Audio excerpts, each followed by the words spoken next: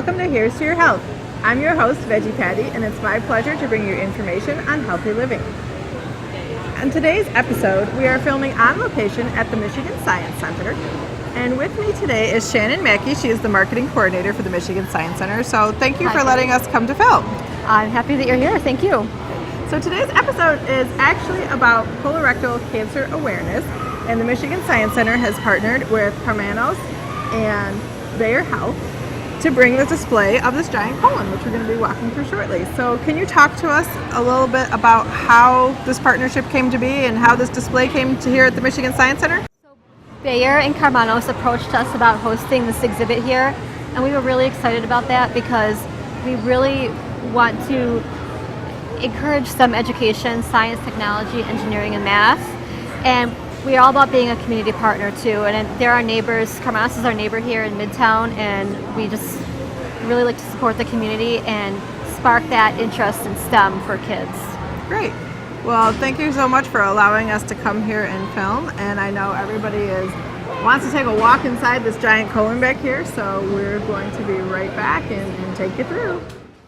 I'm here with Linda Kernick. She is a clinical nurse educator with Bayer Healthcare. So Linda's actually going to take us through the colon. So thank you so much for talking to us today, Linda. Oh, I'm very glad to have the opportunity to share awareness of Colorectal Cancer Awareness Month. So as you know, March is Colorectal Awareness Month. And there's a big push because it's such a preventable disease in trying to get education out about screening. So if you were to stop by our display today, the first stop you would have been at our table. And that's where we have a number of things to help really demystify some of, the concepts around colorectal cancer. So this, for example, is the Colorectal Cancer Awareness Pin. That's the Star of Hope. And it just shows support for spreading the message and helping people get over that embarrassment about, the topic of colorectal cancer. We also involve kids in trying to help, make their parents aware. So we have tattoos that are temporary tattoos. And one of the big areas of support has been the booty bracelet. Okay. So this year, really, I Love Booty is a big message to help, spread the word that if you have a loved one and you're really concerned about them, you're going to really help them be aware that once you reach a point of 50, routine screening can save lives. So I would like you to wear one if you don't mind. Great, I will certainly do that. So this is to hit people at all levels. You can, if you want to be a little bit more sophisticated, you can wear the pin. Kids can get involved with the temporary tattoos. And if you love booty, you can get one of these bracelets. And you also have bags too that people can get. So can you tell us, before we walk through the colon, how is Bayer Healthcare involved with this partnership with Hermanos and the Michigan Science Center?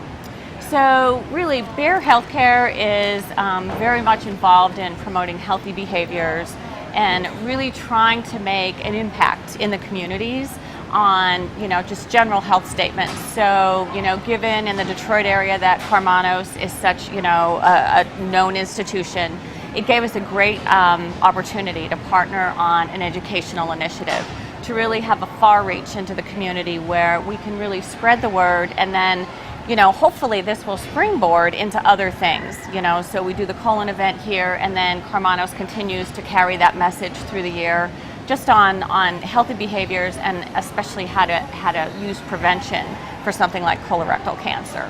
Great. All right. So we're going to start taking a walk through the colon now. So for all of you viewers that are wondering what a colon actually looks like, today you're going to get to see in big form what it looks like and all the different things that can happen inside. So Linda, go ahead and take it away. Exactly. So imagine when all the kids walked in today, our first question was, where's your colon? And some kids were pointing here, some kids were pointing here, but really we want to give them an idea of, once you open your mouth and the alimentary tract goes all the way through your body, what would they actually see if they passed the camera through? So with colorectal cancer screening, one of the mainstays of screening has been a colonoscopy. So imagine, we've had a camera going through. Basically, if we look over here, this is what the normal mucosa would look like. So essentially, it should be shiny, it should be smooth, healthy tissue. So if you even opened someone's mouth and you looked in their mouth, you would see that nice glossy surface. this is what the goal is, to maintain the colon in a healthy environment like this. Okay. Now, as you know, as we age, one of the risk factors for colorectal cancer really is age. So the incidence increases over the age of 50, and that's really when we recommend for most people screening starts, because if you develop polyps, they take a long time to develop in the body, and those polyps are what can develop into cancer. So I'm going to point out some of the areas of the colon here. Okay. You see now that nice smooth surface has become bumpy with these growths, right? So if a patient actually has some of these polyps internally, you may not have symptoms at all. And that's one of the things about colorectal cancer. Many times, until it progresses to a later point, patients don't have symptoms. So the ability of screening lets us have a look to see if these precancerous growths are starting to form. And if you actually take those out, for example, during a colonoscopy, then you remove the potential for them to become cancerous. So the kids had a great time today playing around with the polyps. Yeah, so these, in the very we can see this, these are the bumps, which they call polyps in the colon, and like you said, you definitely want to go in for screenings and they can remove those so they don't turn into cancer. Now, there are some times where you may have a risk factor that is, we call them non-modifiable, that you don't necessarily have control over, that may be because of genetic predispositions. So one of the things that the colon also points out is something like Crohn's disease. So some patients have inflammatory bowel disease, and that's an area where, you know, your colon is put at risk because there's inflammation in there. The body's own cells tend to attack that normal colon tissue, and as you see, you can get areas of erosion here. So that's not healthy tissue like we saw when we first entered. That's an area that's already at risk, and that actually poses you more at risk for developing colon cancer than someone that doesn't have an inflammatory bowel disease like Crohn's disease, ulcerative colitis. So the erosion is like tears in the healthy tissue. Yes, absolutely. So, and generally people are under medical care who have this, so they are aware that, you know, they need to be followed closely and screened closely. Okay. Nice. So, as we walk through the colon, what you will find is if someone started with a polyp and the polyp was not taken care of, so the polyp was allowed to develop over time, what can happen is then you develop these malignant polyps. Okay. So you can see on the other side we saw these isolated spots, and now we've got these large areas where there's been this uncontrolled growth, right? So instead of just one, now we have a cluster, right, of abnormal cells. So this area has already begun to take on malignant forms. And usually malignancy means uncontrolled growth, right? Uncontrolled proliferation. So in an area like this, even something like this can still be dealt with if it's caught early. Because if this is still contained within the colon, then sometimes surgery is enough in order to really cut it out so that it puts the patient not at risk for then developing further colon cancer. So screening, whether it's just to remove polyps or to catch the disease when it's an early state, is so important. So important for patients. So that's what it looks like when it's in malignant polyp form stage. As you look down here, this actually represents how invasive, right, the cancer can become. So instead of even the defined polyps that are actually on the smooth lining of the colon, you get this mass of abnormal cells that just continues to expand. And it not only expands inward, right, because the colon, think of it, it's a tube, so there's space for it to grow inward, but then it can also grow outside of the colon. And that's where we have problems with then having lymph nodes involved, and cancer can spread to other parts of the body. So the real goal is to just educate patients to not be ashamed, not be afraid about going through normal screening, but to really take that as prevention and have the screening test so that they can catch anything early and prevent colon cancer from progressing. Great. Well, thank you so much, Linda, and thank you for taking us on the tour of the colon. So for you guys that were wondering what it looks like inside a colon, hopefully you got a good view of that today. Obviously, you want to try to do our best to maintain the healthy tissue that you see at the beginning. If you do get screenings and they do catch the individual polyps, they can remove those. And then, of course, if it isn't screened, it can progress, like we saw, to the malignant polyps and then to the colon cancer. So we're going to be right back in just a few minutes, and we're going to have another person talk to us from Carmanos to tell us all about those risk factors and things that we can do to help prevent the disease and to catch it early if you are at risk for cancer. So thanks again, Linda. It was a pleasure. And we will be right back. I'm talking with Laura Zubek now. She is the Director of Patient Community Education at Carmanos, and she's also a registered nurse. So thank you for talking to us today, Laura. Thank you. This is wonderful. So can you tell us, first of all, some people haven't heard the term colorectal. They've heard of colon cancer or rectal cancer. So what is colorectal cancer? It's cancer that involves the colon and or the rectum. Okay. So we just got the tour inside of the colon. And so we see what can happen, but can you talk about what are the risk factors that might make people more prone to getting colorectal Risk cancer? factors may include family history. They may include poor diet or health habits. Okay. What about the symptoms that people could experience? Anything that's different than your normal habits. Okay. If your bowel habits change, if you notice things that weren't there before, possibly blood in the stool or different colors, this may precipitate you to go see a doctor. Okay, and I did read that sometimes there's no symptoms at all, which is Correct. kind of a scary thought. It is scary. It is scary. So it's really important to get those screenings. So what are the recommendations that Carmanos has or that the American Cancer Society has for getting screenings? Begin colonoscopies at age 50. Know your family history so that if there is a first-degree relative possibly that had colorectal cancer, you would start your screenings earlier. Okay. Now, I did also see a statistic that said that colorectal cancer is the second leading cause of cancer death, yet it's 90% treatable. So where does that disparity come from? I think there are a lot of cultural and personal beliefs that people don't want to know, or they're afraid. They're just afraid. They may not have access, in which case we would direct people to different clinics in the area to provide that. Okay.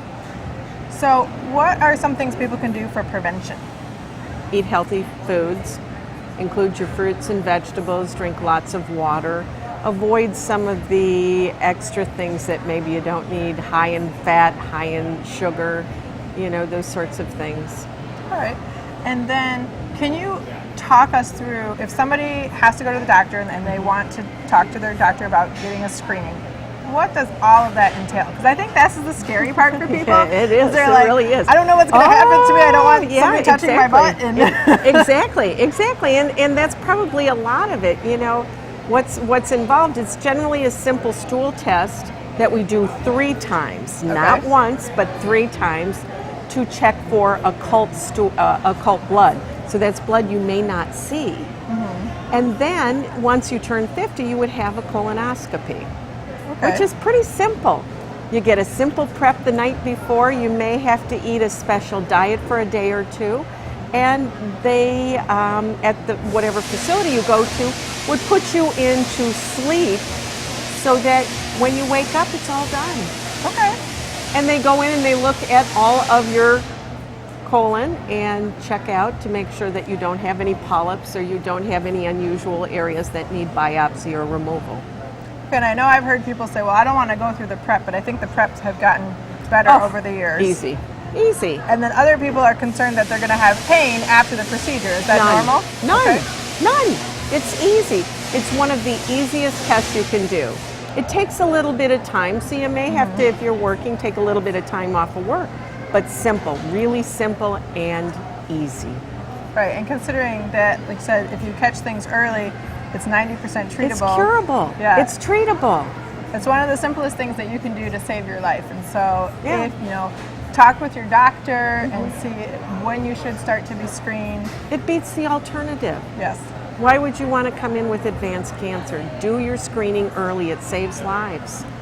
Right. Okay, that's great information to get across. And, I want to reiterate to people is that this is the second leading cause of cancer death, yet this is 90% treatable. Yeah, and so exactly. the reason, people aren't going to get their screenings. And so if you said if there's problems with access to it, there are programs out there to help people Absolutely. to provide access so that everybody Absolutely. can get a screening. And if it's that if you're just afraid, at least talk to your doctor about it and have the conversation and start the conversation. Exactly. If you need ways to talk to your physicians, we provide on our websites questions to ask your doctor. Great.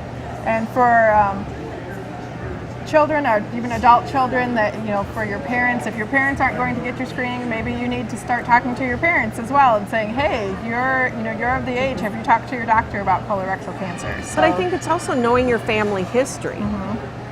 That's an important part of when you screen. Yes, exactly. And I think a lot of people have been touched by this illness, whether it's in your own family or a friend that you know. Everybody knows somebody that has experienced this. Absolutely. Get your screening. It's so simple. Right. So simple. So thanks for telling us about all the risk factors. Can you tell us a little bit about how Carmanos is involved with Bayer Healthcare and the Michigan Science Center? How did this collaboration come about? Well, it was kind of a funny thing. We are part of our mission at Carmanos is to provide community education, and we partner with many different organizations. Bayer very graciously offered through other projects that we are working on at the Cancer Hospital to provide the giant inflatable colon.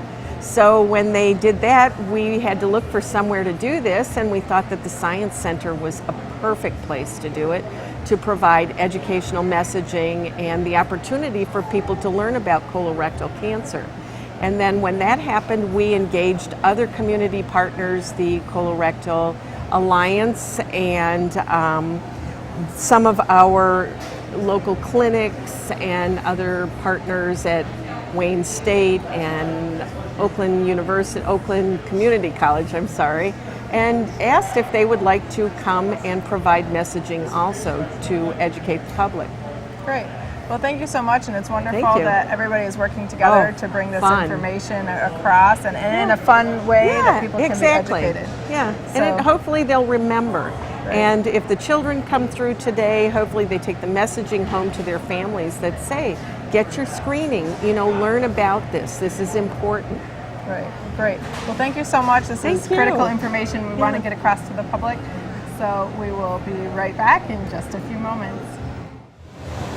I'm talking with Denise Henderson. She is a nurse educator with Carmanos, and so she has one of the display booths here today outside of the giant colon. So thank you for talking to us. Oh, thank you for having us here. So I wanted you to show us. We already walked through the big colon, and you guys saw on a big scale what polyps and everything look like. But you have some models that are more realistic scale. So can you talk about the models and what people would be seeing, or actually what the doctors would be seeing if they're doing colonoscopy? Well, what we brought today were several models, and a lot of people actually don't know where their colon is or what their colon actually looks like, or actually what their colon does. So our purpose here is a little bit twofold.